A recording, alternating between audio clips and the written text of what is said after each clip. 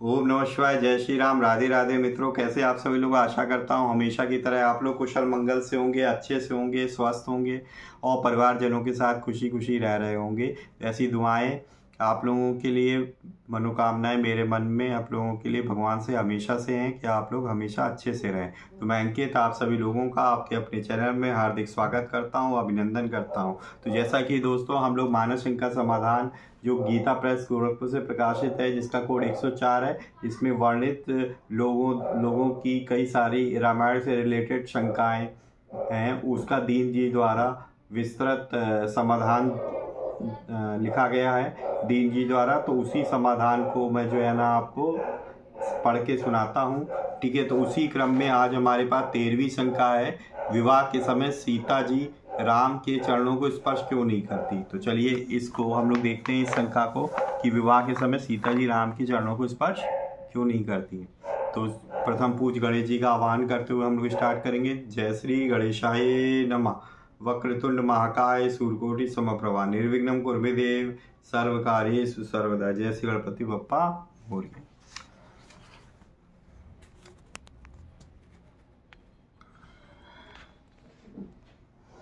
तो विवाह के समय सीता जी श्री राम के चरणों को स्पर्श क्यों नहीं करती। गौतम तिये गति सुरती करी नहीं परिगति पन पानी मन बिह से रघुवंश मणि प्रीति अलौकिक जानी।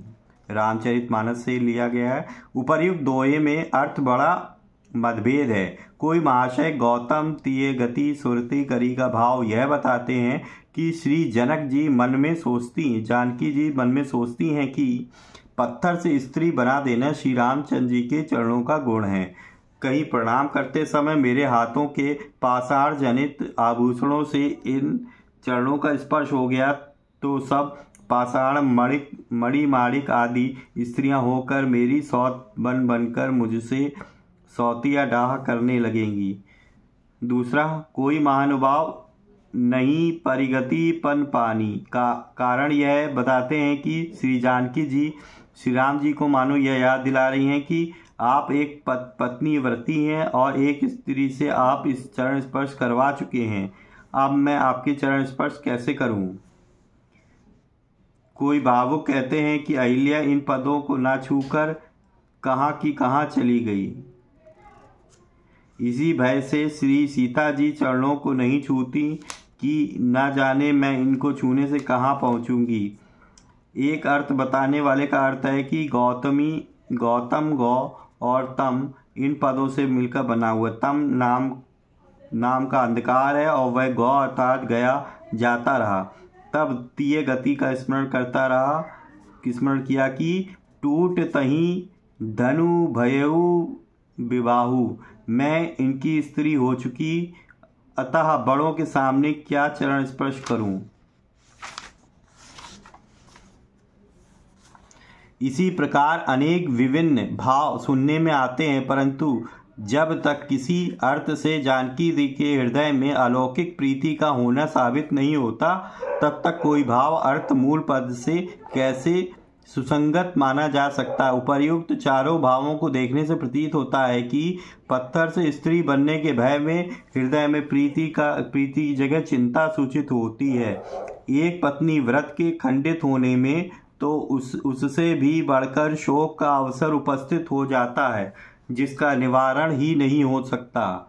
उड़कर कहाँ की कहाँ जा पहुँचने में भी चिंता ही सूचित होती है, प्रीति नहीं।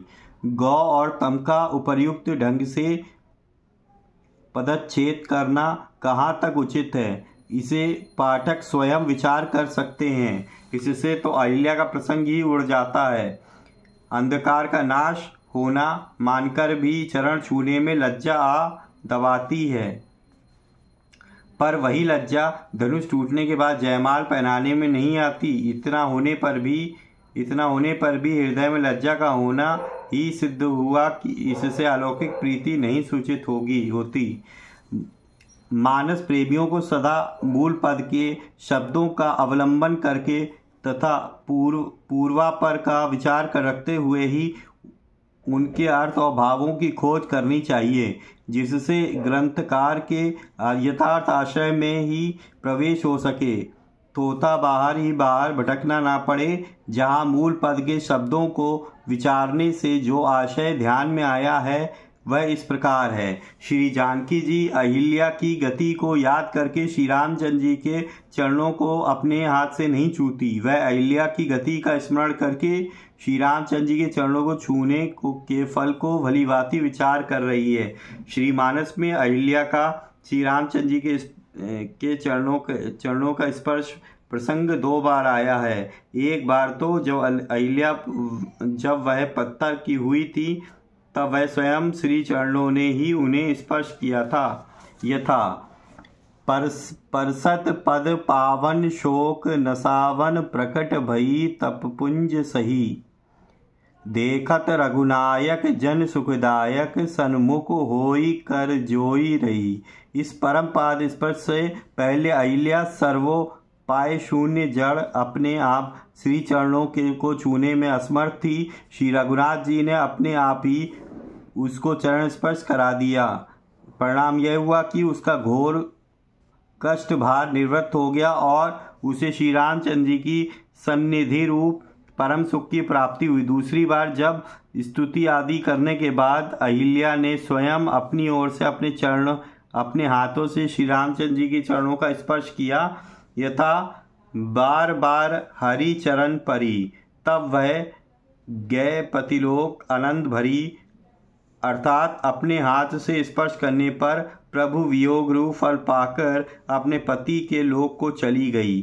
श्री सीता जी अहिल्या की इन्हीं 2 गतियों, प्रथम गति श्री राम जी ने जब अपनी ओर से चरणों का स्पर्श प्रदान किया तब घोर दुर्दशा नष्ट होकर प्रभु की प्राप्ति, और दूसरी गति अर्थात प्रभु की प्राप्ति होने पर जब अहिल्या ने स्वयं अपने हाथों से स्पर्श किया तब उसे प्रभु वियोगिनी होकर निज पति के लोक को जाना पड़ा, को स्मरण कर अपने हाथों से प्रभु के चरणों को स्पर्श नहीं करती। मानो वह निजनाथ श्री रघुनाथ जी को अपनी अलौकिक प्रीति का दर्शन इन शब्दों में करा रही है कि नाथ, मैं अहिल्या की ही भांति शिव धनुष की प्रतिज्ञा रूप भारी पाषाण के बोझ से दबी पड़ी थी, सर्वोपाय शून्य और असमर्थ थी।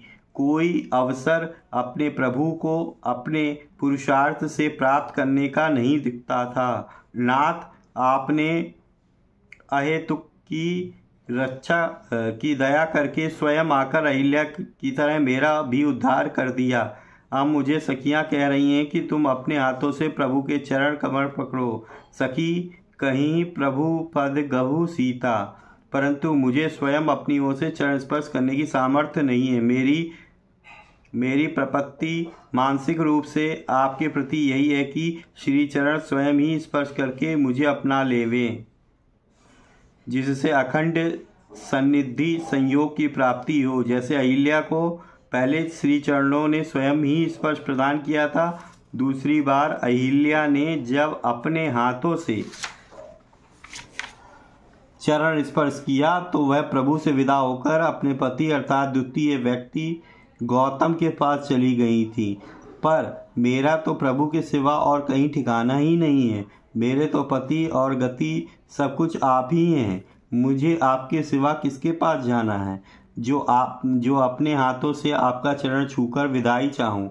अतः मुझे वियोग की चाह ना होने के कारण मैं अपने हाथ से पाद स्पर्श कैसे करूं। स्वयं प्रभु अपने चरणों को स्पर्श करा के मुझे अपनी शरण में रखो। प्रभु, आपका स्वयं मुझे अपनाना नित्य और अखंड होगा। इस प्रकार गौतम तीय की गति की सुरति में अलौकिक प्रीति का पूर्णाभाव श्री राम जी के प्रति प्रदर्शित किया गया। सर्वदर्शी सर्व अंतर्यामी प्रभु इस परम अनन्य अलौकिक प्रीति को जानकर मन में परम प्रसन्न हुए। मन बिहसे रघुवंश मणि। श्री सीता जी अपना हार्दिक अनन्य भाव प्रभु को प्रदर्शित कर अपने हाथों से रघुनाथ जी के चरणों को स्पर्श किए बिना ही उनका परम प्रसन्नता रूप प्रसाद पाकर सखियों के साथ वहां से लौट गईं। भावग्राही प्रभु ने इस अलौकिक प्रीति को स्वीकार करने के परिणाम स्वरूप प्रमाण स्वरूप यह प्रत्यक्ष उत्तर दिया कि श्री जानकी को अहिल्या से भी अधिक दया पात्र मानकर उनके प्रति अपने चरणों का स्पर्श कराने से भी अधिक दया की, अर्थात जानकी जी का पाणिग्रह करके सदा के लिए उन्हें स्वीकार कर नित्य संयोग की भागनी बना लिया। सियावर रामचंद्र की जय।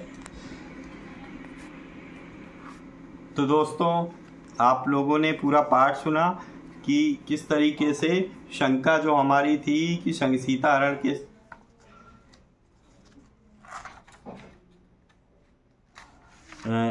थी कि विवाह के समय सीता जी श्री रामचंद्र जी के चरणों को स्पर्श क्यों नहीं करती। तो बड़ा ही सुंदर वर्णन किया दीन जी ने। उन्होंने सारे निवारण भी हर एक के द्वारा अलग अलग दिए गए, तो सभी को विस्तृत व्याख्यान करके बताया है। ठीक है, तो आशा करता हूँ कि ये सेशन आप लोगों को अच्छा लगा होगा।